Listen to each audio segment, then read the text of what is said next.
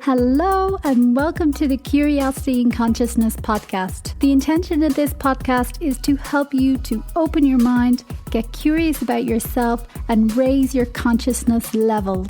Through these conversations, we hope that you will go on an inward journey to discover the truth of who you are and become the conscious creator of your life. I am your host, Karen Maloney, and I work as an inside-out coach, mentor and guide, helping women to revolutionize their internal chatter and create a life they love. Listen to the podcast on Apple, Spotify, or whatever platform you choose. And be sure to like, subscribe, review, and share the podcast. Check out my website as well, soulpowerlight.com, for more info.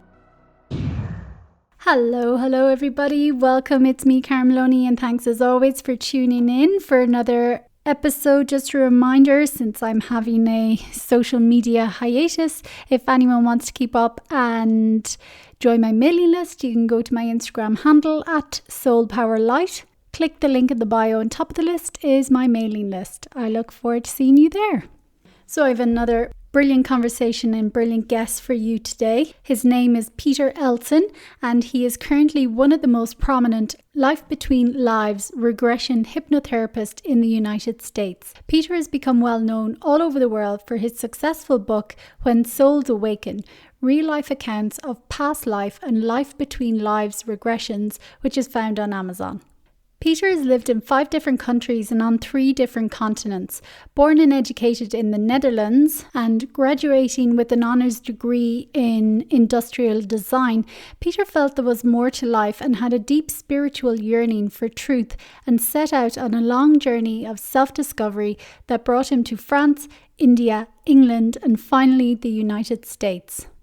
In 2014, he attained his Ph.D. in Metaphysical Humanistic Science with specialties in Transpersonal and Spiritual Counseling. One of Pieter's most interesting specialties is Life Between Lives Spiritual Regression, where he helps you to rediscover your true immortal self. He's an author, speaker, and therapist who specializes in helping people to find their true purpose in life. He was a Vedic monk for over 21 years, of which 11 were spent in India. And while there, he studied extensively the deep and spiritual philosophy of the East. Pieter spent his time in meditation and practices with his teachers, who helped him to understand the deeper meaning of life and the human condition. Pieter's deep understanding of the underlying workings of the subconscious mind and its habits allows him to help clients navigate even the most difficult mental situations. He enjoys helping people to overcome challenges so they can find clarity and live a life of purpose. He has a natural ability to help people connect with their higher self and to get in touch with the part of themselves that gives them their own advice and guidance. I really enjoyed this conversation with Pieter. It was really fascinating, and he shares so much in this, talking about his experience of 21 years as a monk and how he continues to live a yogic lifestyle and what that means for him. But then we also talk about his work as a life between lives regression hypnotherapist and the difference between a past life regression and a life between lives regression.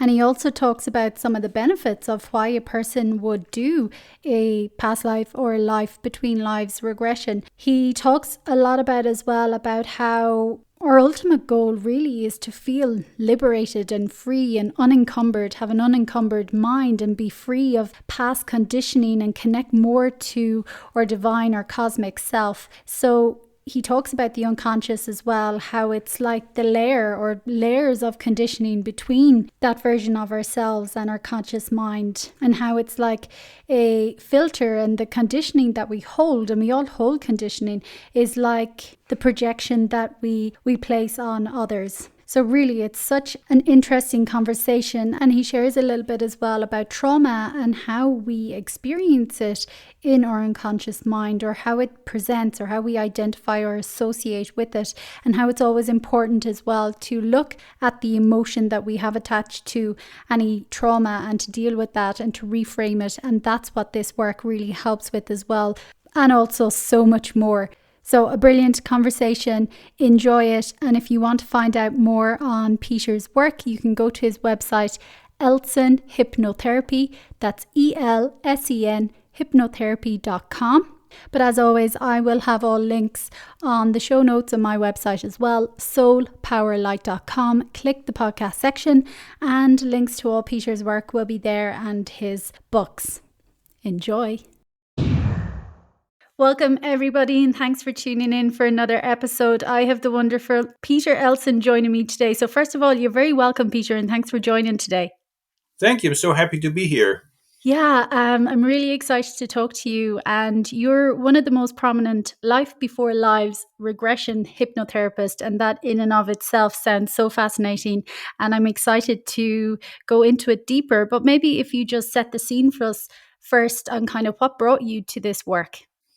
Well, my history is a little bit different in the sense that I was a monk for 21 years in an Eastern tradition. And so ever since childhood, I was interested in yoga and meditation and karma, past lives. And after 21 years, when I left that monastic life, at least in an organizational sense, I still try to live that yogic lifestyle. But, I want to do a work that's in alignment with everything that I have been practicing myself, what I believe in, the things that I care about.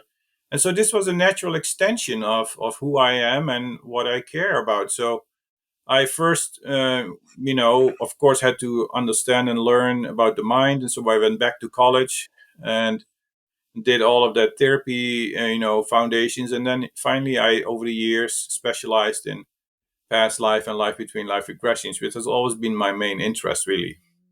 Amazing. And we'll definitely get into it, but that's amazing that you were a monk for 21 years.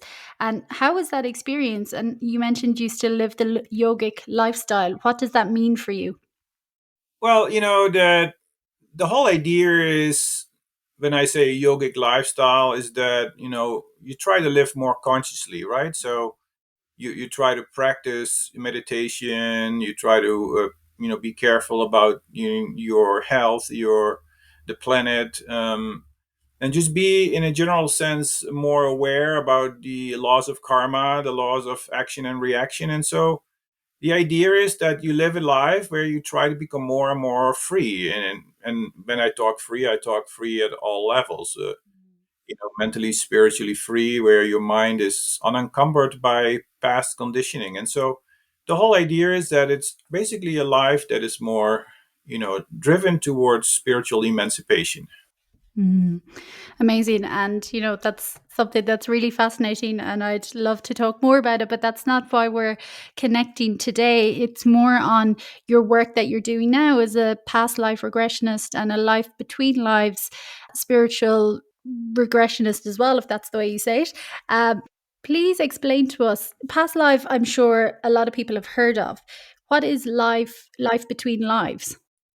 Well, life between lives is really where we are able to detach you from your current conditioning, right? Like, now I'm Peter, you're Karen, but this is also just a set of circumstances that, you're born into a certain, family, a certain racial class, a certain social class, a certain body. And all these things, they condition us. I mean, the notion here is that, I'm neither that, neither are you. And so we are this divine, beautiful soul. And during these sessions, due to the techniques we use, we're able to kind of detach you from this conditioning, and you're in a soul state. And you can then objectively start to look at yourself. Many times in sessions, people start talking about themselves in third person, like, well, Karen should really be doing this, and I don't know why she's. And so they are able to kind of be very in a high state of consciousness to see, well, why did I take this birth? Is there a purpose? And we look at the past life to see certain tendencies and certain patterns. And in the life between life, we investigate it further. Like, okay, now that I know this, where am I going? What is my purpose? Why am I here? Why did I take this birth under these circumstances? I love those kind of questions because, once we begin to awaken and see beyond just this physical form, life changes in so many different ways. And I know some people still may struggle with the idea that we are more than just the physical body, and seeing beyond just the physical material world can be a struggle for people sometimes. So how do you help them as well to, it's obviously must be while you're in the hypnotic state, but how do you help them as well to make that higher conscious connection?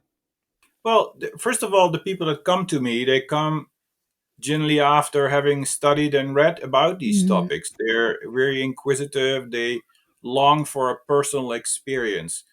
And so, it is, of course, already a huge plus, right? When somebody approaches you with that intention, you cannot Hmm. just take somebody off the street who is totally, not in tune with these thoughts. Most probably, we could still get some results, believe it or not. But, obviously, first of all, people come to me with an open heart already. But still, that doesn't mean that the doors are wide open. There is such a Mm. thing as the unconscious mind, right? So we have 90% of the mind being unconscious, and there could be all kinds of layers of conditioning that we need to break through. So what we do is we really I always take time, sometimes 45 minutes, when people come to see me, to really talk to the unconscious mind. I have a whole spiel, so to say, that is designed to penetrate those unconscious fears and resistances that we help them basically liberate them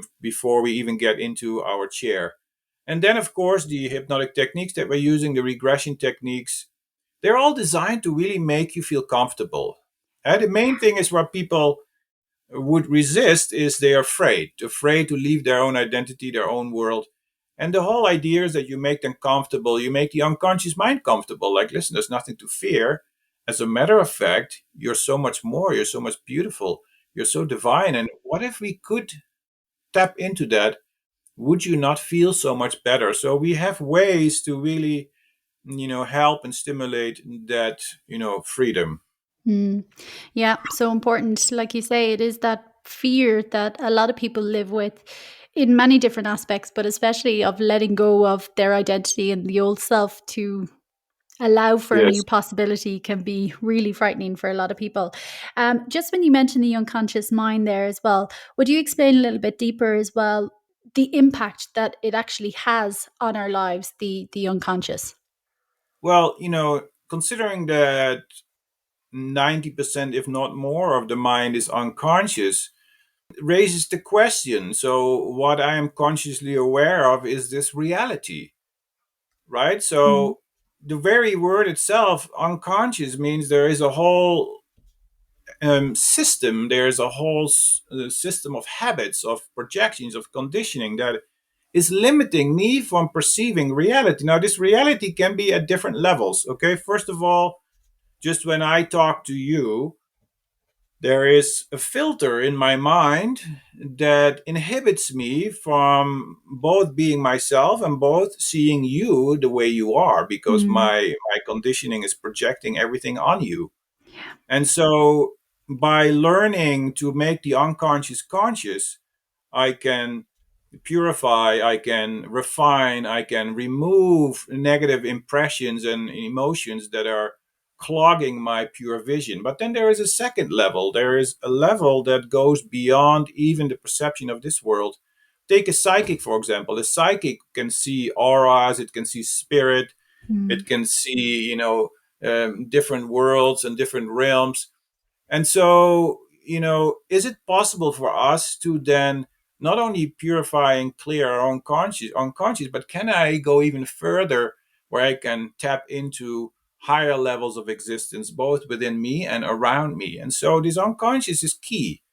And so Mm. this work that we do is basically bypassing the obstructions that are having taking place, the conditioning that is taking place due to this unconscious mind. So we try to really, go from your conscious awareness into your higher self. And what stands in between is that unconscious, Mm. conditioning. That is the key of this work and of any sort of psychology, therapy, whatever you call it.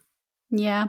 As the saying goes, we don't see things as they are, we see them as we are. It's all based Yes. off everything going on inside of us and our filters and our perceptions and that conditioning. And, that's why I call myself an inside out coach, because it has to start from within us first, because like you say, it is that projection that we're putting on everything that we see and interpret. And then just going back to the past life regression and life before lives regression, is there a difference between them? Yes, there is a huge difference. Past lives is really where we, learn to understand the patterns of what makes me who I am today.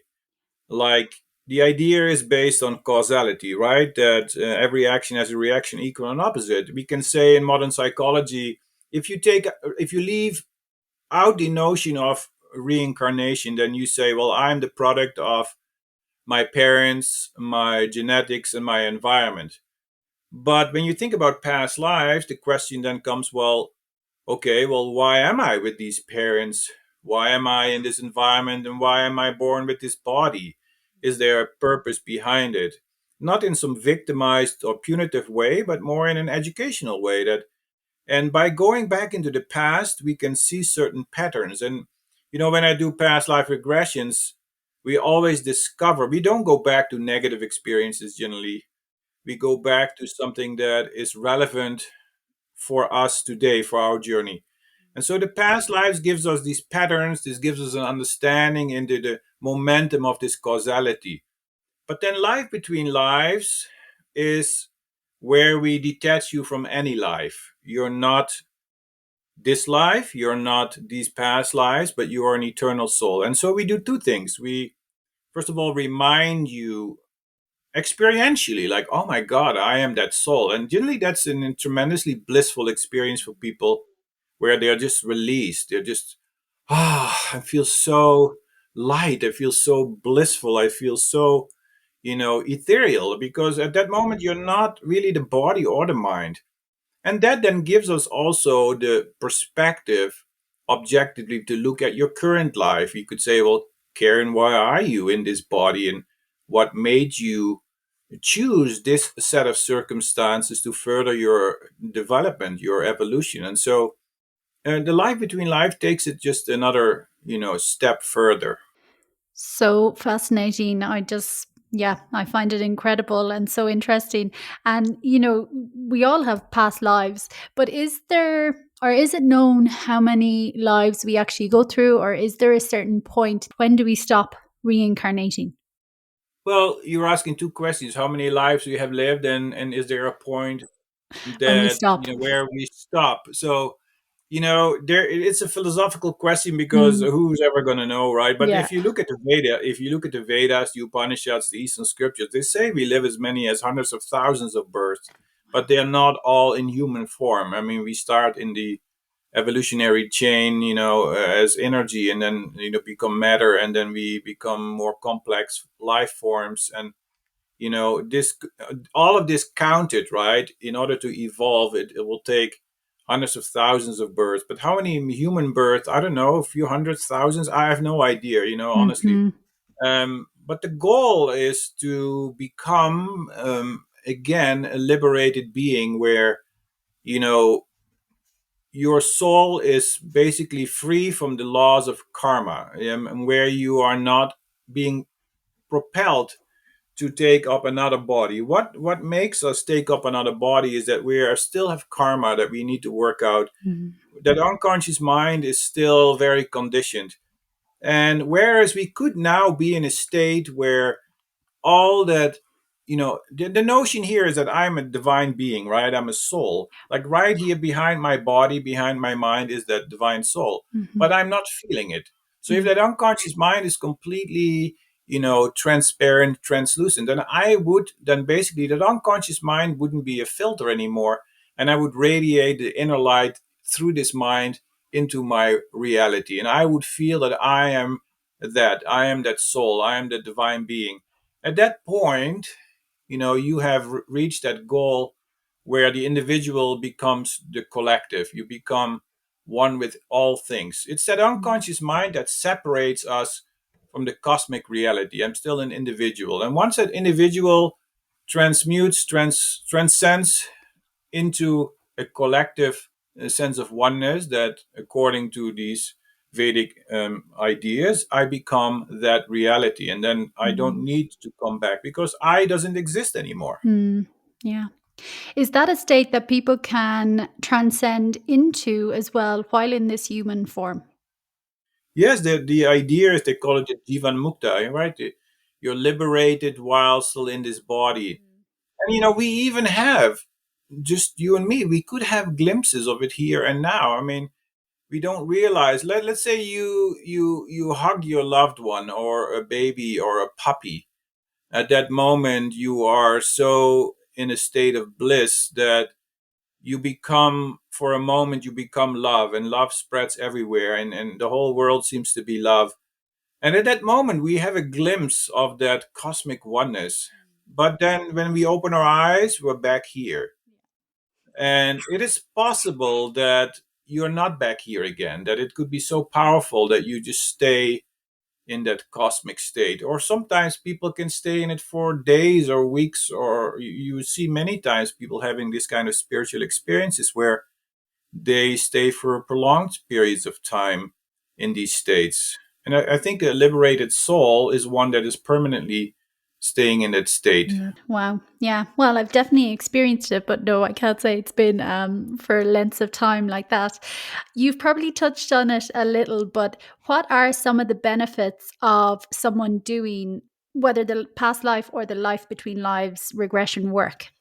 Well, there's several benefits. The first is, and I always tell it to people I work with, I said even for 5 seconds, truly in an experiential way, in a personal way, you could detach yourself from your current identification. If you could just suddenly realize, like, oh my God, I am that reality. I am this beautiful soul. It suddenly changes the way you perceive yourself and your life, your evolutionary, situation. Because there's nothing more terrifying than to just think that I am this, and then I'm Mm. trapped here, and I cannot move forward. But when you suddenly realize, wait a minute, I am actually this incredible divine being. This I have this incredible potential, and this is something you have to feel. I mean, it's Yeah. one thing to have an intellectual concept, but what we try to do during the session, we try to make them feel it.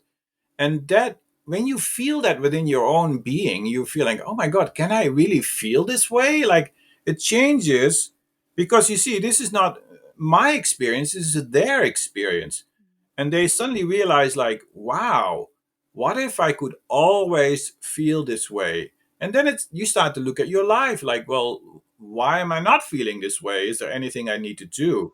But also, I have seen that I can, because the proof is in the pudding, right? I mean, I have just felt this way, and if I can do it once, I can do it again. And so there's this tremendous sense of hope and tremendous sense of possibility. Like, wow, Mm. I could live out my rest of my life in this incredible, state of being. That's just one side. But the other side is just the sheer understanding of what makes you who you are, right? When you see your past life of lives, and when you see yourself as this person being reincarnated objectively, you start to just gain a lot of knowledge about, well, what patterns am I running? Why am I repeating over and over again these lies? Mm. What am I afraid of? Why am I holding myself back? And so we just gain a lot of knowledge as well. Yeah. Amazing. And is it something where a person can gain a lot in one session, or does there have to be multiple sessions, or again, it depends on each individual? Uh, Generally, we do one session, because one Oh. session can last sometimes 3.5 hours or something like this, right? Mm. So they're pretty intense. They're pretty long, but that doesn't mean that I have not seen a lot of people multiple times. It's not because, oh, we haven't finished the first session. It's just that they want to do it again. They love it, and they Mhm. want to explore further, and perhaps go into another past life, and perhaps there's other things that they want to work out. Sometimes 6 months later, a year later, somebody calls me and says, hey, I miss it, I want to do it again. And so it's not cheap. That's why it's not something that you would do every week. Yeah, yeah, yeah. But what an incredible experience. And, like you say as well, it is the experience itself. It is in the feeling of whether it's a mystical experience or that feeling of bliss. That really changes everything. I know I've felt it a couple of times in my life, and it does. It left me with a different feeling within me and a different perspective, but it's not something we can intellectually get. We can cognitively understand a lot of it, but then when we actually have an experience in our body, like you say, can and does have great impact in the rest of our lives. Um, Yeah.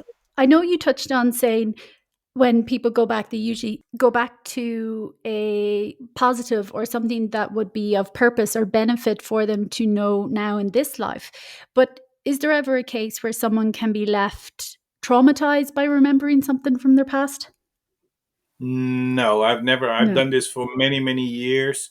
It doesn't mean that we could not go back to a negative experience, Mm. but you got to understand that we put very strong boundaries around, the session when Hmm. we call it the induction, right? So when we do an induction, we take a lot of time before we actually get into a past life. It can take as much as 30, 45 minutes, but just the pure hypnotic part before we even have started, Yeah. the regression. So we have a lot of safeguards and boundaries that we instruct the higher self and the unconscious mind to, avoid or bypass. But then let's say, for argument's sake, that we do get a negative experience, which does happen sometimes. Mostly not, but if it happens, you look at it then from a very different perspective, because you Mm. start to look at it more as a witness. Now, that itself can be very therapeutic, right? Because Yeah. now you are a more evolved being. This is something that happened in the past. And perhaps we need to go back there for just a moment to look at it again afresh, because you got to understand that how does the unconscious mind experience or remember any sort of event, right? There's two elements. There's what we call identification, association. So you go through an experience, and it could be in this life at this very moment, right? I go through an experience and I identify this phenomenon, this incident, this person, or this lesson. But then I have associated to that a certain emotion. Now, the event itself doesn't necessarily have to carry any sort of negative emotion. Though it could be what we call traumatic, what makes it traumatic is the emotion I have attached to it. So, if I can revisit this moment, and then with my more mature mind, I can, reevaluate the situation, then I would change the emotional signature of that event. And then that event just becomes knowledge. It Mm. becomes a learning and experience. So we basically reframe the emotional state of that event. And that can be very powerful, because we all carry these things from the past. I mean, I myself, I remember I always had throat problems, right? Mm. I had pain in my throat, and it was going on year after year. I had this surgery, that thing, and so what the hell is this? Why am I always having this throat pain? And so one day I was going to a healer, a very powerful guy, many years ago. I don't even know if he's still alive or not. And he looked at me, and I said, and I was rubbing my throat. I had this throat pain, and I said to, and he said to me, "What's up? Why are you rubbing your throat?" I said, "Oh, it's nothing. I have to always throat." My wife told him, like, well, he's always having throat problems. He said, "Oh, really?" So he walked up to me and he started rubbing my throat real violently, and I said, "Whoa, what are you doing?" He said, "Wait." He said, "Wait, wait, wait," and he was rubbing and rubbing, and suddenly he said, "You see it? Do you see it?" And I said, well, let's see what. And suddenly I saw him right in front of me with my eyes open. I saw this East India ship, the 1600s, Wow. 1500s, whatever that was, right in front of me in the ocean being attacked by another ship. And the bullet, and he says, you see the bullets and the swords flying? And I saw it right in front of me. And he said, oh my God, this is very old. This is very old. And he started rubbing and rubbing. And he said, okay, now you're going to suddenly be weeping real loudly. And I was like, what? And suddenly I started to weep like crazy. And all this Wow. emotion came out. And then he said, now you're going to be laughing real loud. And suddenly I started to laugh. And all this stuff came out. And I tell you, he basically pulled out the emotion attached to this Mm. event. And Wow. even centuries later, I was carrying this emotional charge. And he took it out. And I tell you, ever since, 90% of my throat problems have been dissolved. So we carry these things with Yeah. us, Yeah, you it's know? incredible. It's so fascinating. And thanks for sharing that story. I just love it all. And like you say, we do carry stuff, from before. And again, unconsciously. That's why it's so vital to do the inner work, to start a self introspective journey, just with curiosity, even. It doesn't have to be, on any particular mission or that, but I just find it so Right. fascinating and everything. But I know your book, When Souls Awaken, Real Life Accounts from Past Life and Life Before Lives Regression. What are some of those real life accounts that particularly stick in your mind? Well, the book is really emphasizing two different things. This is not a book of just cases, right? There have been so many books written about cases that I didn't want to just write another one that is just cranking out one case after another. So, though I use plenty of cases in the book and they are really interesting, the emphasis on the book is really behind the philosophy and the whole concepts behind it. And also the Mm, conclusion of like, well, have you found certain patterns amongst all these sessions, certain learnings that you found are the most important? And the book is really about that. But that being said, yes, there's many interesting cases in there. I mean, there's one of a king, in the Middle Ages, a peasant who became a king. There is a witch during the Middle Ages, a Korean woman that I met here in the United States, very shy. You would never expect this to happen. And she went back to the Middle Ages as a young, gifted psychic who was a what we call a witch. And she describes her journey. Didn't want to be a psychic and ran into the forest. And then she was later on in the life between life, basically scolded by her guides who told her like, "You're supposed to help people, and mm, you ran away of your destiny." And then there is another case of a soldier, Sergeant Tom, who was a scout in the army and who got shot in the back, and describes that journey of that soul and what happened with that soul after life and how it had all of these implications for this current life. And so the book is filled with many fascinating cases. Of course, I picked out the cases that were most relevant for my topic, mm, but I see every day, I see incredible cases. I mean, everybody I work with goes through a past life, and though sometimes they may seem to be ordinary lives, it's just extremely fascinating to see them going through these experiences and the emotions and this and the feelings of those lives. And it's very different. Sometimes I see a lot here Native American lives, beautiful. I mean, they're all beautiful the way they live, and they have the people have the nostalgia for mm, that kind of life, living in the forest with their people, and the uniformity and the cohesive society. And then many mm. times, of course, we see the trauma that happened later as the white man came in and started to destroy that way of life. And so, yeah, I've seen it all. I've Wow. seen it all. Yeah, So interesting, so fascinating. And, well, I can only speak for myself, but I'd say a lot of us are feeling a bit of nostalgia for that kind of life again and a bit of yeah, reverting from society and where it got to. And, that's the transition I believe we're going through as well, that remembrance to come back to a bit of that naturalness to us again. Um, just before we wrap up as well, just because obviously, living a conscious life, and even you mentioned yogic lifestyle, it doesn't have to be those words for every person. Because obviously, the work you do is very deep as well, and people need to be willing to show up for it. But are there some steps that you can share that can help people to begin to connect to their unconscious a little bit more in their daily lives? yeah. When I say yogic lifestyle, I don't necessarily mean that it is attached to any particular tradition. I mean, Hmm. whether you're a Christian or a Buddhist or a Muslim or whatever your tradition is, when I say yogic lifestyle, it really means somebody who is in tune with their higher self and is trying to become a better, more enlightened human being. And I firmly believe that each tradition has their beautiful ways of doing that. So Therefore, each tradition has their own ways and their own methods, and we just use a tradition because we feel comfortable with that tradition, and then they have prescribed methods. So my method may not be your method, but it doesn't make my method better. All I can say is that the people I work with, they don't come from one tradition. They're not all yogis in the traditional sense. I have people from all over. I literally work with people from all over the world. I do Zoom sessions as well. So, and there are people from all races, all cultures, and all backgrounds. So Mm-hmm.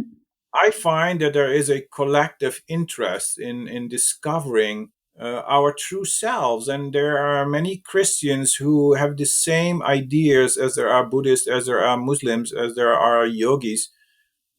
People, they are ready to unleash their inner power, and people are also tired of just living life unconsciously. And I think there is a huge uptrend in this manifestation of higher consciousness, and there are many ways in which you can do that, whether you just sit for meditation, or you walk in nature, or you study, or you serve in a soup Mm-hmm. kitchen.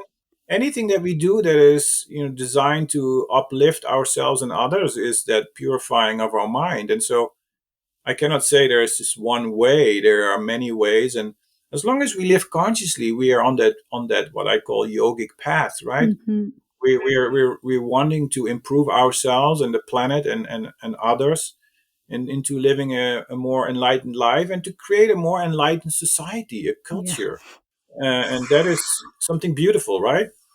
Yeah, for sure, for sure. And yeah, like you say, there's a million and one different ways, and it's for each of us to connect to whatever way works for us to help us feel connected to our higher power, higher consciousness. And, there are lots of ways, and it doesn't matter what words you align to, but, like you Yeah, mentioned as well, meditation, nature, study, painting, whatever it is, but it's yeah, building a practice. It's taking the time to build a practice so you can feel the experiences of it. I think that's the important thing as well. Whatever a person aligns with, that we do it consistently. I know for me anyway, it was once I did it consistently, then I began to feel the shifts. It's not enough to yeah. do I it like. just dip in Yeah, here and there once a month or a couple of times a week. It needs to be a daily disciplined practice. yeah. I like Um, that what you mm, say. Yeah, that practice is that consistency, and that is also really an attitude, right? A lifestyle. mhm. It's not, as you say, not something that you do this once, but it includes everything. It's a package deal. It's your food, it's your friends, it's your Mhm. your practices, it's your the way you speak, the work you do, the Yeah. place you live. Everything matters, because if you live in a place, or deal with people that are completely anti development, then you're going to be affected by that. So we have to look at and that's my book is really about this, to like creating a lifestyle. I call it the triangle of three important things that are required to live that perfect balanced life. And so I agree with you. It's a package deal.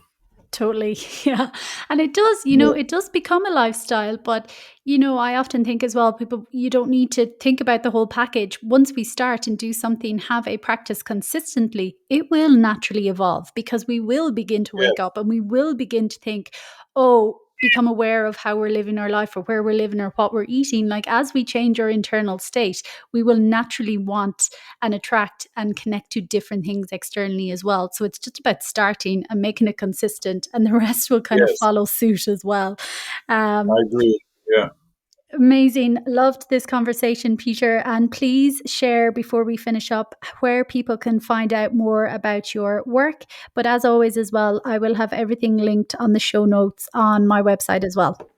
Well, you can, if you want my books, go to Amazon. It's even in Spanish, by the way, this book. Oh, cool. It's on audio format in Kindle, print, and in Amazon. They are all available. And if you want to set up an appointment or know more, you can go to my website. Elsen is Elsen, hypnotherapy.com. And both me and my wife, we do this together. And you can choose from either of us, whoever you would like to work with. And we can do this, as I said earlier, we can do this Zoom remotely anywhere in the world, or in person, and I work on the East Coast and the West Coast, different places. So there's always a place and a time where we can meet. Fantastic. Yeah. And yes, I will link everything, and it sounds so incredible and fascinating and important work as well. So thank you so much for joining today and sharing a little more with us. Yeah, it was wonderful. Wonderful. Thank you too.